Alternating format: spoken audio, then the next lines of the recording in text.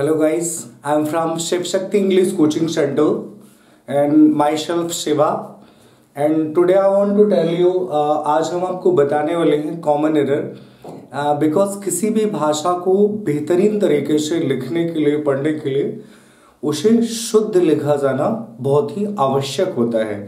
English में हो, हिंदी में हो या किसी अदर लैंग्वेज में हो। तो आज हम बात करेंगे कॉमन एरर। कॉमन का मतलब क्या होता है? छोटी छोटी, और एरर्स का मतलब होता है गलतियां। तो जो छोटी छोटी गलतियां हम किसी भी लैंग्वेज को लिखने में करते हैं, तो यहां पर हम उसी को डिस्कस करने वाले हैं। हम स्मॉल बे से स्टार्ट करेंगे, एक छोटे छोटे सेंटेंसेस से, फिर हम उसे बढ़ते हुए क्रम में ले जाएंगे। आप लोग बड़े ध्यान से देखेंगे, ये लगभग हर कॉम्पिटिटिव एग्जाम्स में आते हैं एंड कोई भी एंट्रेंस देने हो उसमें आते हैं, जहां पर हमें छोटी छोटी एरर्स को फाइंड करनी रहती है। पहला हमारा सेंटेंस है जैसे I had broke tables. I had broke tables. अब ये हमारा सेंटेंस है, इसमें ये रहेगा कि क्या करो, कॉमन एरर निकालना है या रिराइट द करेक्ट सेंटेंस लिखने हैं। मतलब कि सेंटेंस अभी हमारा ये गलत है, अब इसको सही करके लिखना है। तो फ्रेंड क्या करेंगे हम, इसका हमारा आंसर हो जाएगा आई के साथ पास्ट परफेक्ट है, इसमें कोई भी सब्जेक्ट हो हेल्पिंग वर्ब हैड ही लगती है। अब हम यहाँ पर देखेंगे कि जो ब्रोक लिखा हुआ है ये गलत है, यहाँ पर ब्रोक नहीं बल्कि ब्रोकन होना चाहिए। तो क्या हो जाएगा, ब्रोकन, और ये फिर टेबल्स।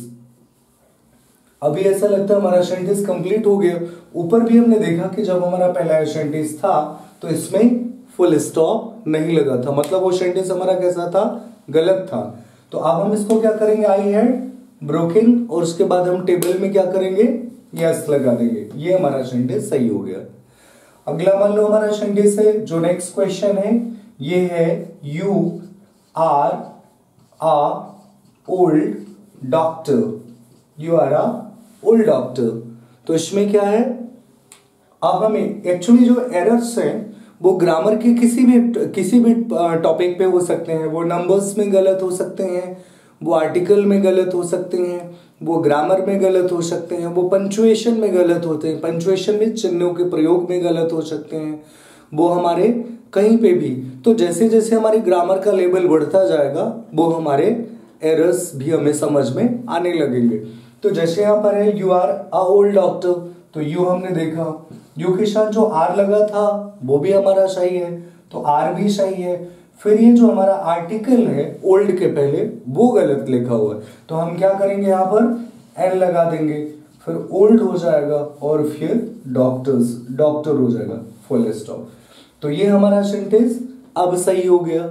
ठीक है, अगला क्वेश्चन जैसे हम यहाँ पर लिखते हैं कि he will go his self. He will go his shelf।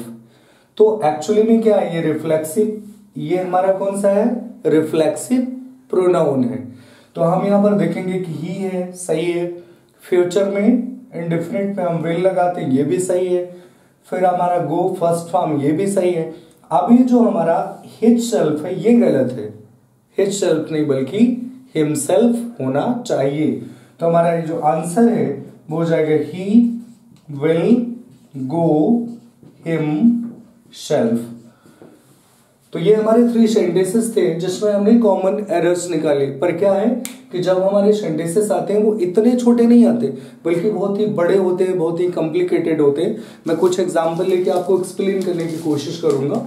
तो ये होते हैं हमारे क्या, कॉमन एरर, या कई जगह हम इसे क्या दूसरे नाम से जानते हैं, spot error. Spot error, error का मतलब क्या होता है, गलतियां होती हैं, और स्पॉट या कॉमन एरर मतलब छोटी छोटी गलतियां। अब हम एक बड़ा सेंटेंस लेते हैं फिर उसे कंफर्म करेंगे। कई बार बुक्स में गलत लिखे होते हैं, चीजें ऐसी होती है, जैसे यहां पर लिखा हुआ है Ravi and Raj were going to his home. ये हमारा सेंटेंस है। अब ये पहले लेवल से थोड़ा सा बड़ा है, तो पहले हमने क्या लिखा, रवि लिखा, फिर एंड राज। अब ये हमारा ये वाला सेंटेंस जो है, बीच में नाम हो, कभी भी नाम हो या प्लेस का नाम हो, तो हमेशा वो जो पहला लेटर उसका होता है, ये प्रॉपर नाउन कहलाते हैं, तो ये हमेशा कैपिटल लिखे जाते हैं। तो क्या हो जाएगा, रवि, क्वेश्चन में ही रवि, दूसरा एंड राज, ये गलत हमने ठीक किया।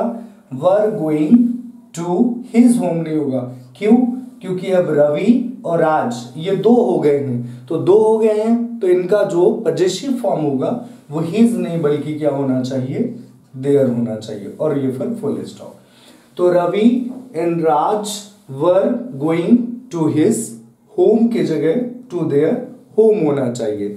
अगला सेंटेंस यहां पर लिखते हैं, जैसे हमने कहा are you going to village, are you going to village.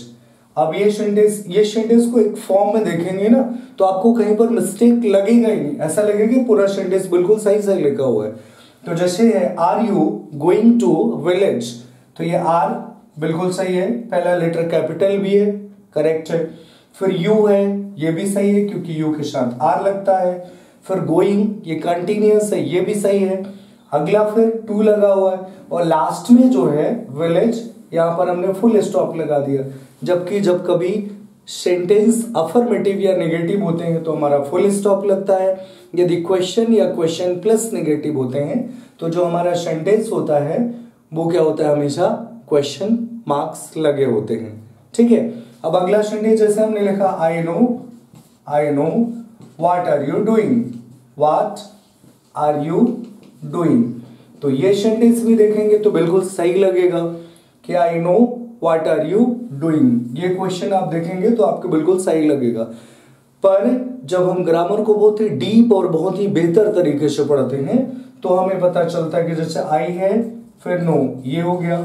अब ये जो क्वेश्चन होते हैं यदि सिंगल वर्ड में होते हैं तो इनके जज्बात जैसी हेल्पिंग वर्ब लिखी जाती है वैसे ही लिखी जाती है। पर जब ये वर्ड हमारे इंट्रोगेटिव मतलब जोड़ने का काम करते हैं तो फिर यहाँ पर ये बीच में लिखे जाते हैं जैसा कि लिखा है। लेकिन इसके बाद वाक्य की शुरुआत हेल्पिंग वर्ब से नहीं होती बल्कि सब्जेक्ट से होती है। तो हो जाएगा यू, फिर आर, और ये फिर डूइंग, फिर आपका फुल स्टॉप। तो ये आपकी क्या चाहिए, ये आपकी जो सेंटेंस, ये सेंटेंस अब सही हो गया। तो इसी तरह फ्रेंड जैसे ही आपके ग्रामर का लेवल थोड़ा थोड़ा बढ़ता जाएगा तो आप देखेंगे कि जो आपके ये कॉमन एरर्स हैं, जो छोटी छोटी गलतियां, मोस्टली जैसे हम जब अपने स्कूल में पढ़ते हैं, कॉलेज में पढ़ते हैं, कॉपी ले जाकर के टीचर्स को चेक करा रहे होते हैं तो टीचर्स हमें बता रहा होता है कि यहाँ पर आपकी फॉर्म गलत है, यहाँ पर क्वेश्चन मार्क लगना चाहिए, पहला लेटर कैपिटल होना चाहिए, आपने हेड की जगह फर्स्ट फॉर्म लगा दिया है, आपने नंबर्स में जहां पर यस लगना चाहिए वहां पर आपने ईएस लगा दिया है, आपने क्वेश्चन मार्क नहीं लगाया है। तो ये सभी जो छोटी छोटी गलतियां होती हैं वही कहलाती हैं कॉमन एरर्स।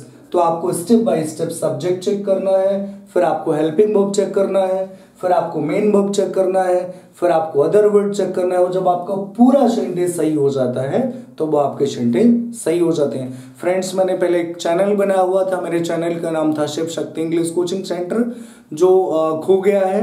उसके आईडी पासवर्ड मुझे भूल गई है, उसमें हजारों सब्सक्राइबर और लाखों में व्यूज थे।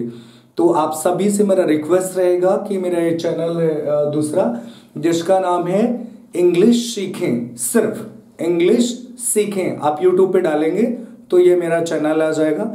आप प्लीज इसे सब्सक्राइब जरूर करें, बिकॉज क्या इससे क्या होता है कि जो बहुत सारे सब्सक्राइबर हो जाते हैं, जितने ज्यादा बच्चों की संख्या बढ़ती जाती है, हमें मोटिवेशन मिलता है और हम और भी बेहतर करने का प्रयास करते हैं। Thank you.